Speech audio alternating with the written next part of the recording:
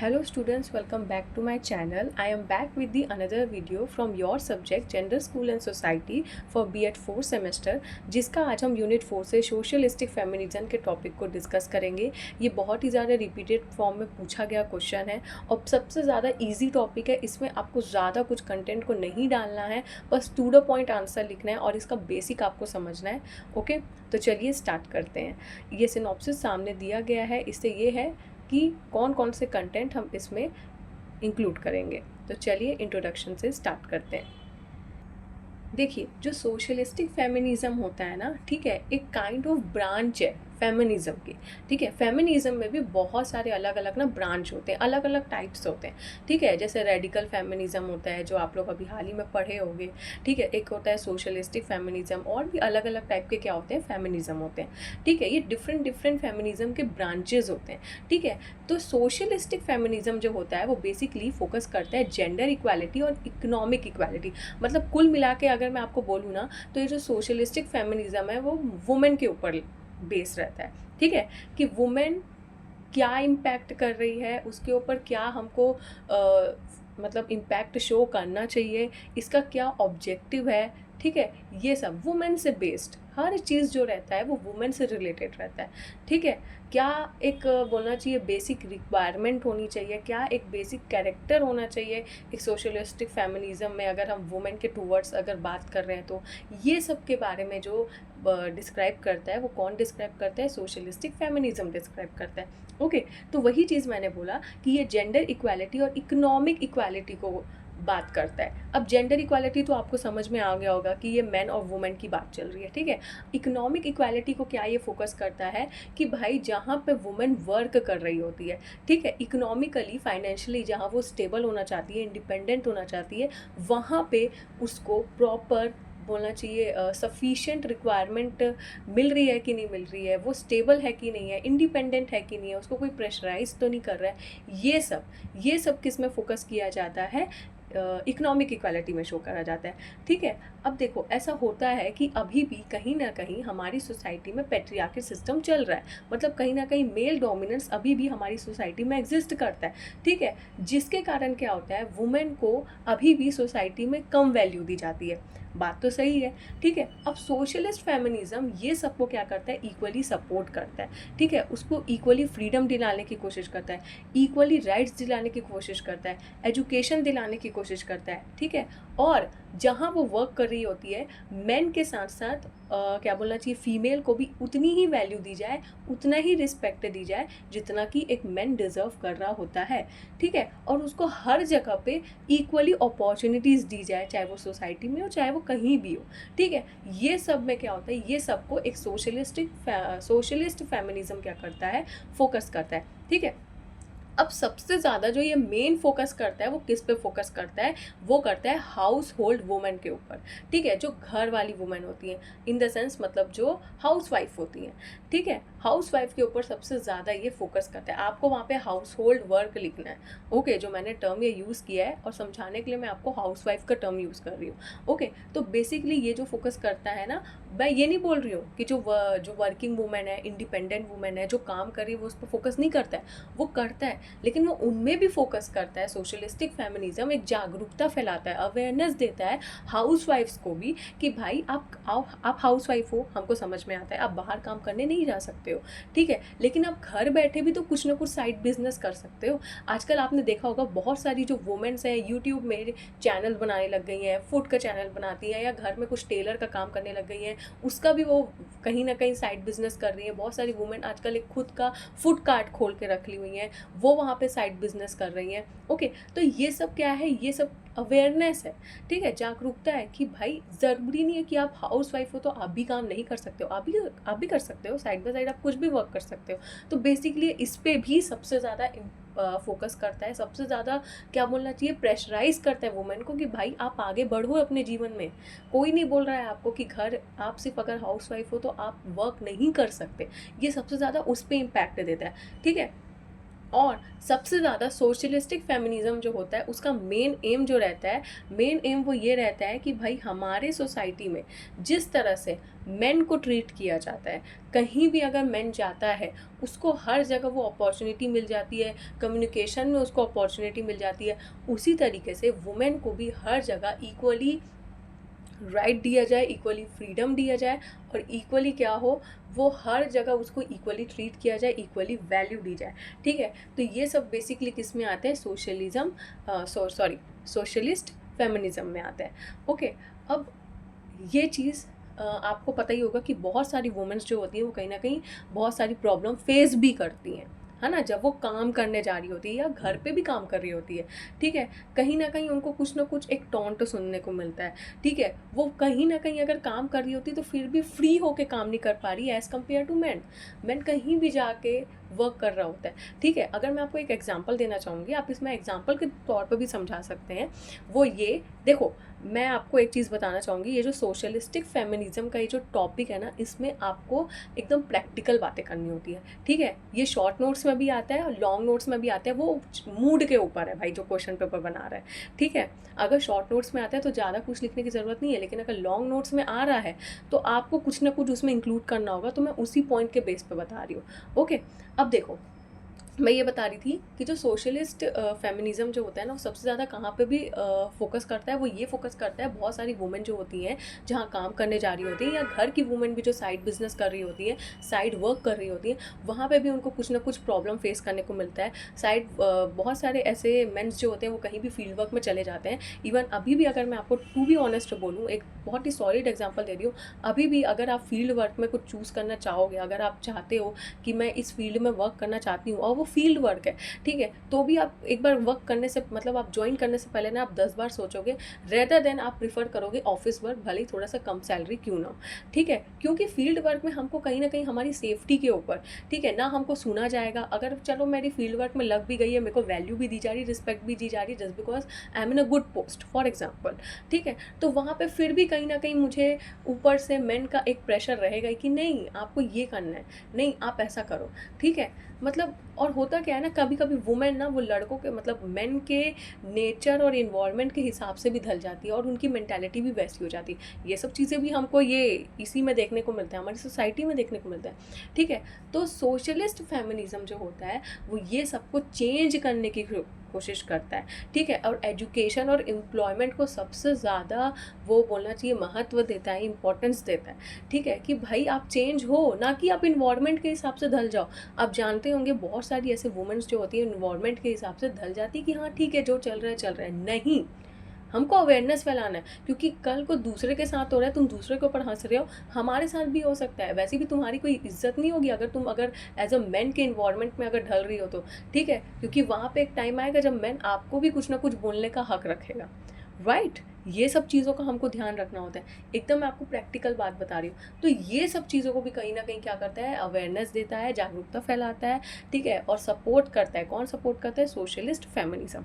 Okay, ये बहुत अच्छा लंबा मैंने जो आपको इंट्रोडक्शन जो दिया है वो आप अपने मार्क्स के अकॉर्डिंग आप इसको लिख सकते हैं, और इंट्रोडक्शन थोड़ा इसमें लिखना पड़ता है और आपको प्रैक्टिकली बातें करनी पड़ती है। ठीक है, विथ इंक्लूड कर सकते हैं आप एग्जाम्पल, आपको जो एग्जाम्पल लगता है आप कर सकते हैं, क्रिएट करके भी कर सकते हैं, कोई प्रॉब्लम नहीं है। ओके, नेक्स्ट देखते हैं मीनिंग। अब मीनिंग जो होता है, सिंपल सी बात है, सोशलिस्ट फेमिनिज्म जैसे मैंने आपको बताया कि कंप्लीट फ्रीडम फॉर वुमेन, ये फोकस करता है वुमेन के फ्रीडम के ऊपर।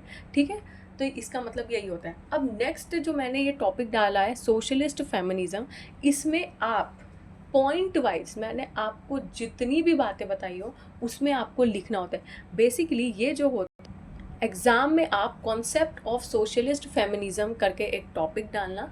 ठीक है, और उसमें पॉइंट वाइज आपको जो भी लगता है, ठीक है, कि सोशलिस्ट फेमिनिज्म क्या होता है, जितनी भी अभी मैंने आपको बातें समझाई इसलिए समझाया।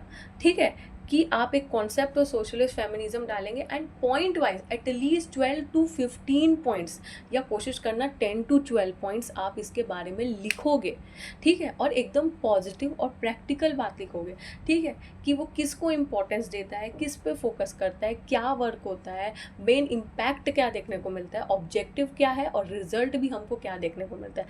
हर चीज़ को बहुत अच्छे से पॉइंट वाइज आप एक्सप्लेन करोगे, ओके, क्योंकि सोशलिस्ट फेमिनिज्म जो है ये बहुत ही छोटा सा टॉपिक है, तो हमको थोड़ा सा उसको इलेबरेट करके लिखना पड़ेगा, राइट। तो कॉन्सेप्ट ऑफ सोशलिस्ट फेमिनिज्म आप डालोगे, बहुत अच्छे से इसको पॉइंट वाइज आप समझाओगे, ठीक है, और एग्जांपल्स भी अगर आप पॉइंट में इंक्लूड करना चाहते हो तो बिल्कुल एक पॉइंट बनाने के लिए आप एग्जांपल्स भी इंक्लूड कर सकते हो, लेकिन एकदम प्रैक्टिकल बात करोगे, प्रैक्टिकल नॉलेज के बेस पे आपको लिखना है, ओके। नेक्स्ट जो मेन पॉइंट आता है, वो जो मेन चीज़ जो आता है वो आता है कैरेक्टरिस्टिक्स ऑफ सोशलिस्ट फेमिनिज्म, ठीक है, कि क्या कैरेक्टरिस्टिक्स होते हैं। सबसे पहला जो होता है, ये वुमेन के राइट को क्या करता है, प्रिफर करता है, ठीक है, सही बात है।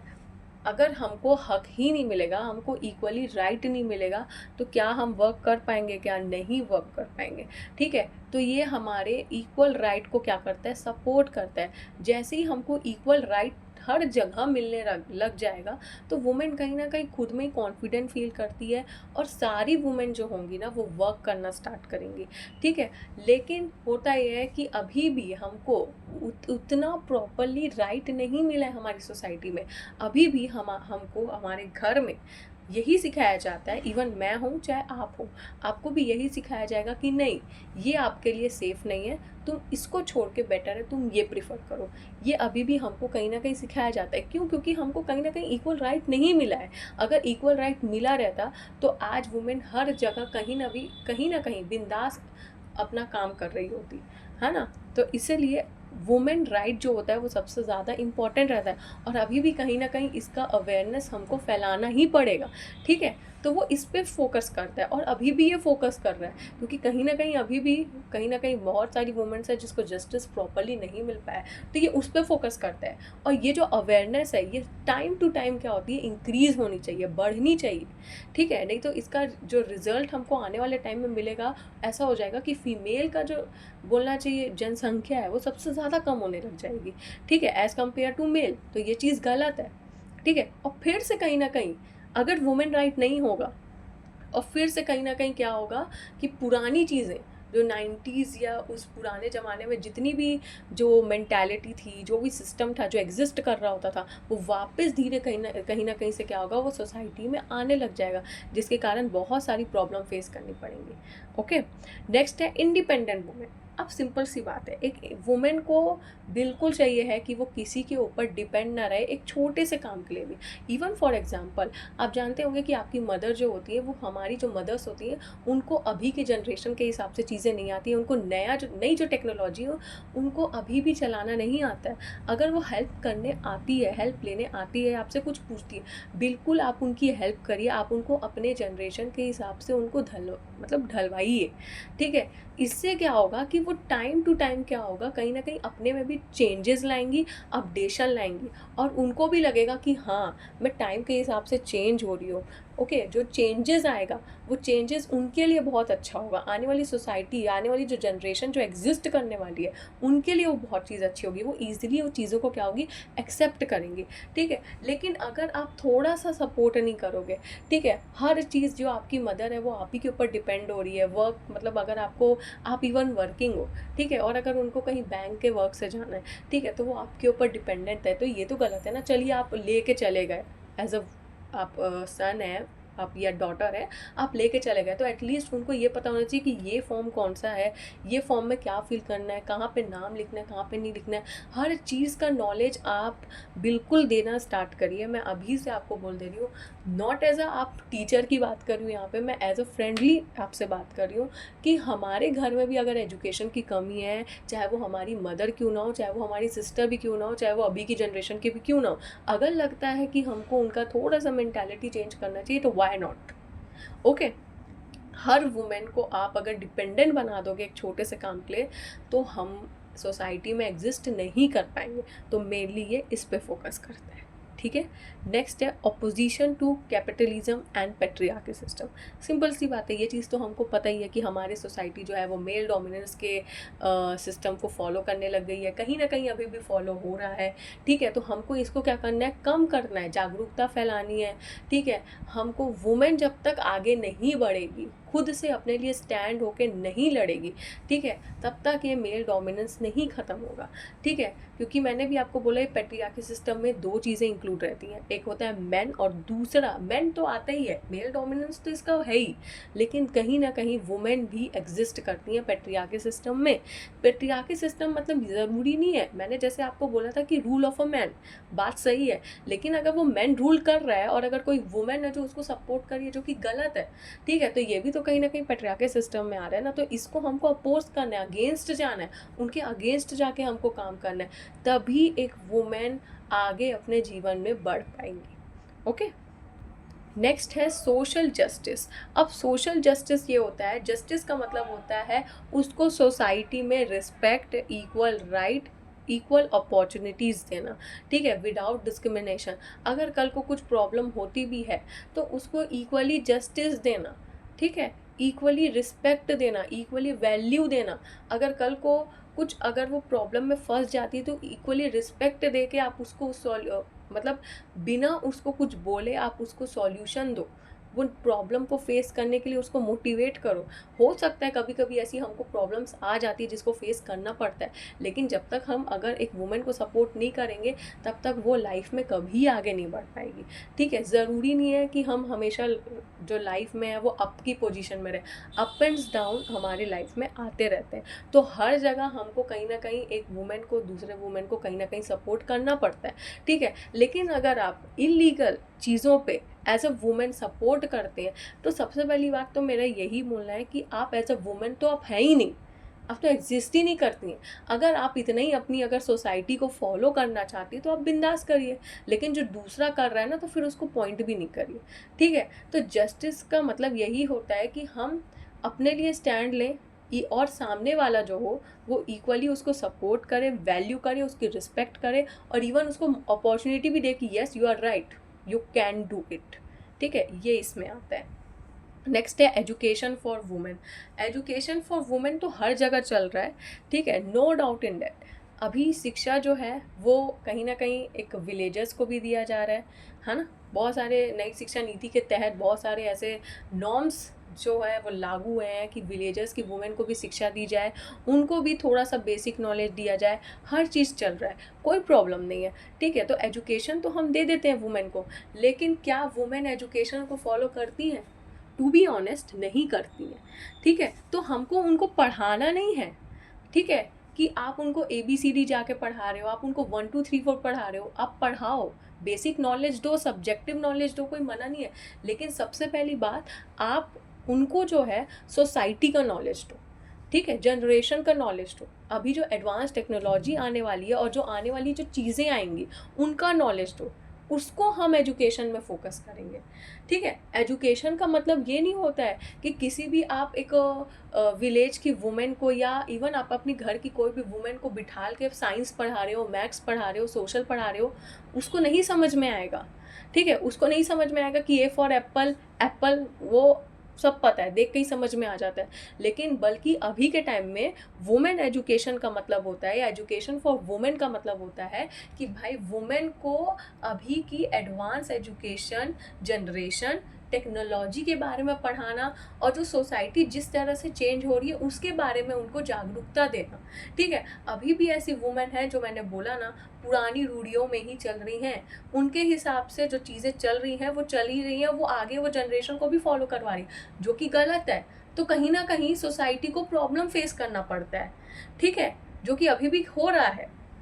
तो जब तक वुमेन को प्रॉपर एजुकेशन नहीं दिया जाएगा हर चीज़ को लेके, ठीक है, सब्जेक्टिव नॉलेज की तो बात ही नहीं है, यहाँ पे तो एजुकेशन की बात हो रही है, अवेयरनेस की बात हो रही है। तो जब तक एक वुमेन को प्रॉपरली एजुकेट नहीं किया करेंगे, हमारी सोसाइटी में एजुकेशन का ई भी फॉलो नहीं होने वाला है। ओके, ये इस पे फोकस करता है। ओके, नेक्स्ट है कलेक्टिव वेलफेयर। अब कलेक्टिव वेलफेयर का मतलब ये ओवरऑल वेलफेयर का बता रहा है कि भाई वुमेन को जो है हर जगह से कहीं ना कहीं क्या होता है, सपोर्ट करना चाहिए, कोऑपरेट करना चाहिए, उनको अपॉर्चुनिटी देनी चाहिए।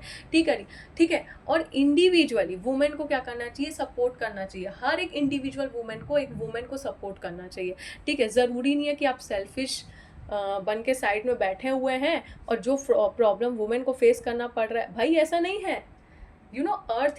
अर्थ क्या है, अर्थ को बोला जाता है ओवल शेप में, ठीक है, लेकिन कहीं ना कहीं वो एक सर्कुलर फॉर्म में क्या हो रहा है, रोटेट होता है।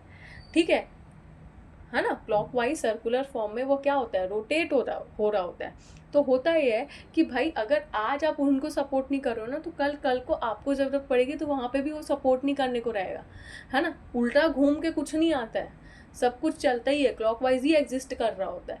ओके, तो यही चीज़ कलेक्टिव वेलफेयर का मतलब होता है कि भाई आपको, अगर आप कल को आप किसी चीज़ को सपोर्ट नहीं कर रहे हो, ठीक है, तो वो आपके ऊपर भी कहीं ना कहीं आएगा।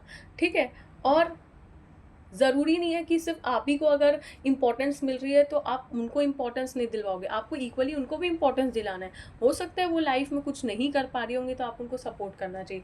ये सेल्फिशनेस अगर हमारी सोसाइटी में एग्जिस्ट करेगी, ठीक है, तो कलेक्टिव वेलफेयर हमको बिल्कुल नहीं देखने को मिलेगा। ठीक है, तो इसी का मतलब यही होता है collective welfare. Okay, that's all. ये टॉपिक में सिर्फ इतना ही है। आई होप आपको ये टॉपिक अच्छे से समझ में आया होगा। अच्छे से आंसर को डिस्क्राइब करना, एकदम प्रैक्टिकल सोर्स लेके, प्रैक्टिकल चीज़ों को लेके आप लिखना अपने आंसर्स में, और आप अपने आंसर को कंक्लूड करना, रेफरेंस लिखना। ओके, तो आई होप आपको ये टॉपिक अच्छे से समझ में आया होगा। So do like, share, comment and subscribe to my channel and wait for the next video.